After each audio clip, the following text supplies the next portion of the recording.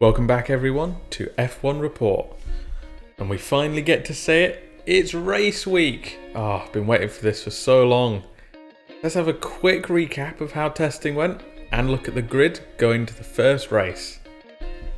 Feels like an age since winter testing, but we're finally here at the first race. We are in Austria, and it could be a spicy one. Early days yet, but long range forecasts are currently showing rain for the weekend.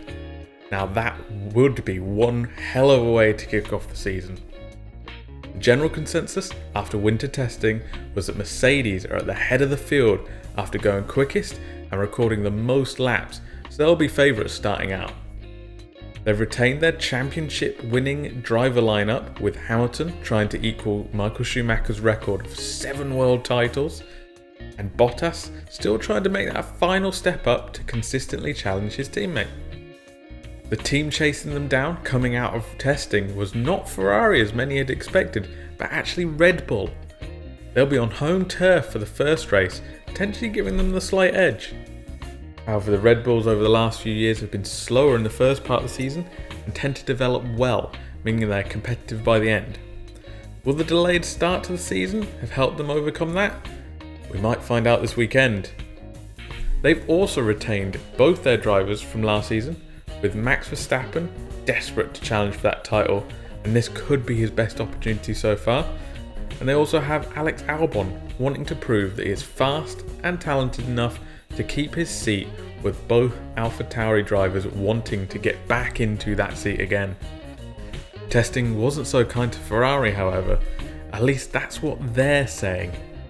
They appeared slower than everyone expected, but it is currently unclear if that was true pace or if Ferrari were holding something back in an effort to surprise the other teams.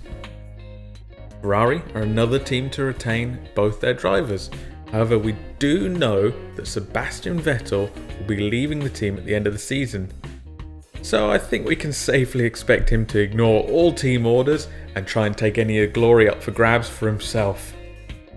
On the inverse of that, the team will be putting all their support behind Charles Leclerc, their new number one, who has recently signed a multi-year deal with the team.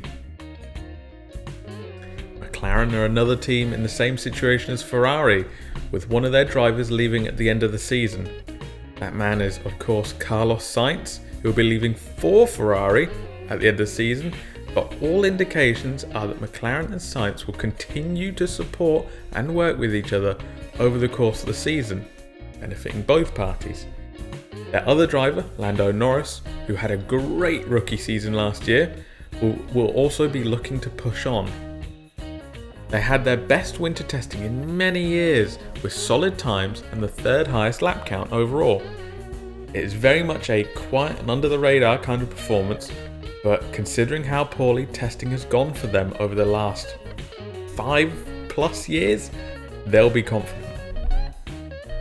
Renault are a team to watch.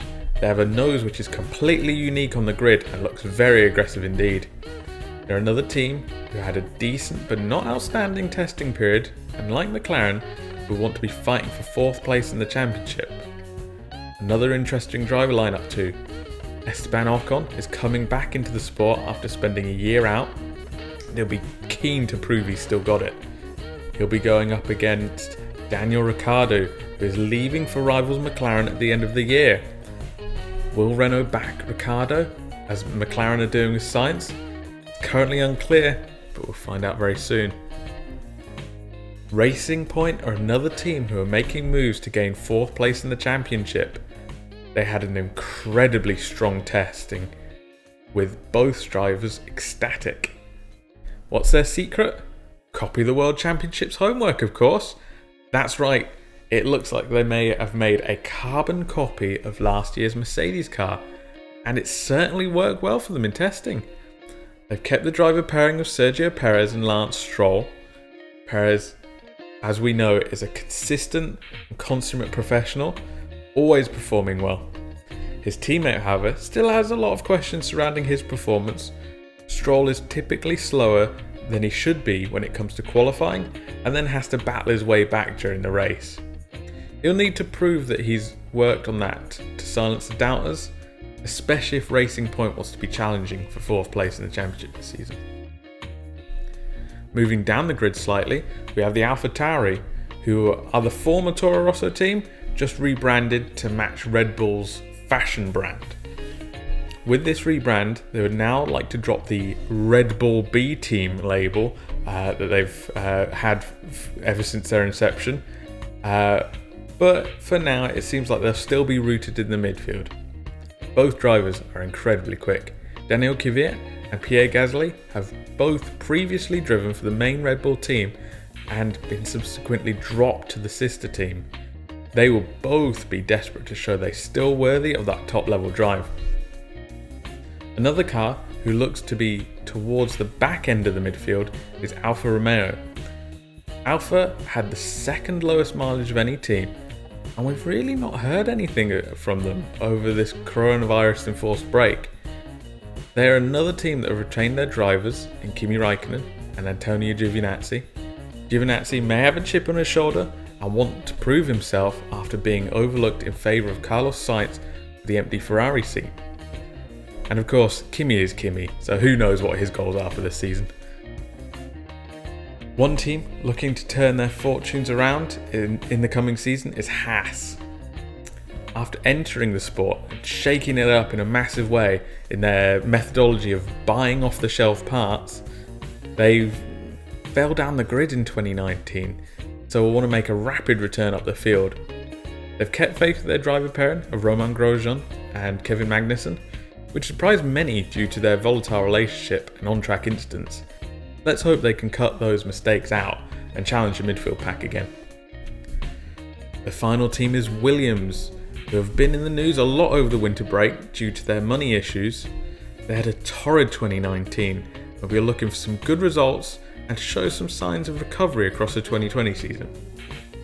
They made massive strides towards that in winter testing, by being the first one out on track, getting in good mileage, a much needed improvement over last year in which they missed 2.5 days because their car wasn't ready. They'll be leaning on George Russell, who is already being tagged as a future world champion on the grid. They also have the only rookie on the grid this year, Nicholas Latifi. You've got a feel for him having such a delayed start to his F1 career. The grid and garages will look slightly different due to the health and safety measures that will need to be adhered to in order to reduce the threat of COVID in the paddock. There will now be a limited amount of people allowed on the grid for the race start. There will be no podium ceremony. The team's transport will be chartered, and they will have curfews at the circuits to avoid coming into contact with the general public. Regular testing, COVID testing, will occur every 2 days. And of course there'll be no fans and no driver parade at the track. There's probably some more stuff that I forgot, but everything has been posted to Formula One's website, so I'll include links to that down below. The calendar, obviously still massively impacted due to the COVID-19 pandemic, but we do have 8 confirmed races so far, hopefully with more added on as time goes on. The first race, obviously this weekend, of course, from July 3rd to July 5th, will be at the Red Bull Ring in Austria. Race 2 will also be at the Red Bull Ring. That's following next week, July 10th to 12th.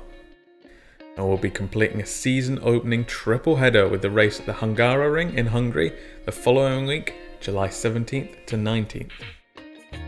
We will then take a 1-week break before returning to action at Silverstone in the UK, July 31st to August 2nd. We'll then stay in the UK for another race the following week, August 7th to August 9th. We'll complete our second triple header with a race at Circuit de Barcelona on the weekend of August 14th to 16th. We will then go on another 1-week break before the Belgium Grand Prix at Spa-Francorchamps, August 28th to 30th. And then the following week completes our current schedule, the race at Monza in Italy, September 4th to 6th. Chances are we'll get more races added as we go, but that's what we have confirmed. I'm super looking forward to this weekend. It feels like it's been so long since we've gone racing. I'm thrilled to get it back. Who do you think is going to pull off the win this weekend?